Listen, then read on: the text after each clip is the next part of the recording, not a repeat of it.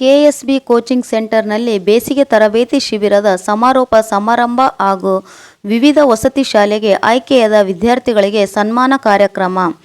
ರಾಯಚೂರು ಜಿಲ್ಲೆ ಸಿರವಾರ ಪಟ್ಟಣದ KS challenge coaching classes ಶಾಲೆಯಲ್ಲಿ ಬೀಳ್ಕೊಡುಗೆ ಕಾರ್ಯಕ್ರಮ ಹಾಗೂ ವಿವಿಧ ವಸತಿ ಶಾಲೆಗಳಿಗೆ ಸೇರ್ಪಡೆಯಾದ ವಿದ್ಯಾರ್ಥಿಗಳಿಗೆ ಸನ್ಮಾನ ಕಾರ್ಯಕ್ರಮ ಹಮ್ಮಿಕೊಳ್ಳಲಾಯಿತು.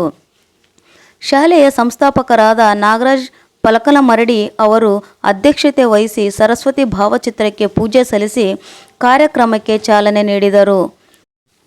ನಂತರ ಮಾತನಾಡಿದ ಅವರು, ಸಿರವಾರ ಪಟ್ಟಣದಲ್ಲಿ ಪ್ರಥಮ ಬಾರಿಗೆ ಕೆಎಸ್ಬಿ ಚಾಲೆಂಜ್ ಸೆಂಟರ್ ಕ್ಲಾಸಸ್ ಪ್ರಾರಂಭಿಸಿ ಮೊಟ್ಟ ಮೊದಲ ಬಾರಿಗೆ 15 ಮಕ್ಕಳಲ್ಲಿ 11 ಮಕ್ಕಳು ವಿವಿಧ ಶಾಲೆಗೆ ಆಯ್ಕೆಯಾಗಿದ್ದಾರೆ. ಅದರಲ್ಲಿ ಹಾಗೂ ಸೈನಿಕ ಪರೀಕ್ಷೆಯಲ್ಲಿ 4 ವಿದ್ಯಾರ್ಥಿಗಳಲ್ಲಿ 3 ಮಕ್ಕಳು ಸೈನಿಕ ಶಾಲೆಗೆ ಆಯ್ಕೆಯಾಗಿದ್ದಾರೆ.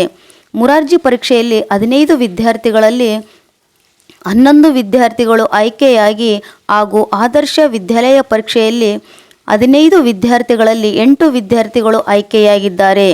ಅಲ್ಲದೆ ಆದರ್ಶ ವಿದ್ಯಾಲಯ ಪರೀಕ್ಷೆಯಲ್ಲಿ ನಿತಿನ್ ತಂದೆ ಸಿದ್ದಪ್ಪ ದೇವದುರ್ಗ ತಾಲೂಕಿಗೆ ಪ್ರಥಮ ರ್ಯಾಂಕ್ ಪಡೆದಿದ್ದಾನೆ.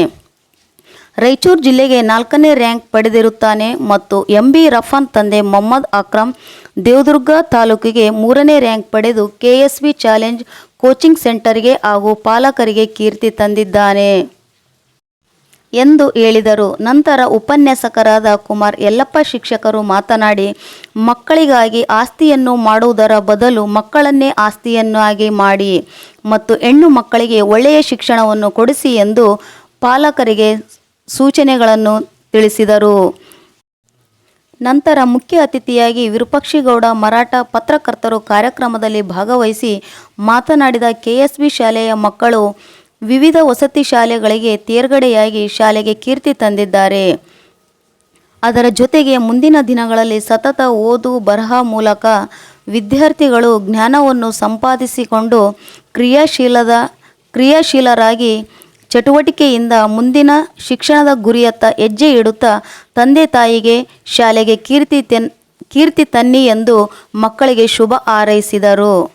ಸಂದರ್ಭದಲ್ಲಿ ಶಾಲೆಯ ಸಂಸ್ಥಾಪಕರು ನಾಗರಾಜ್ ಪಟಕನಮರಡಿ, ಶಿಕ್ಷಕರಾದ ಯಲ್ಲಪ್ಪ ಮಾಂತೇಶ್ ಶಿಕ್ಷಕರು, ವಿರೂಪಾಕ್ಷಿಗೌಡ ಮರಾಠ್, ದುರ್ಗೇಶ, ಮಲ್ಲಯ್ಯ, ಪ್ರಿಯಾಂಕಾ, ಪುಷ್ಪ, ದೀಪ, ಶಾಲಾ ಮಕ್ಕಳು ಹಾಗೂ ಪೋಷಕರು ಕಾರ್ಯಕ್ರಮದಲ್ಲಿ ಉಪಸ್ಥಿತರಿದ್ದರು.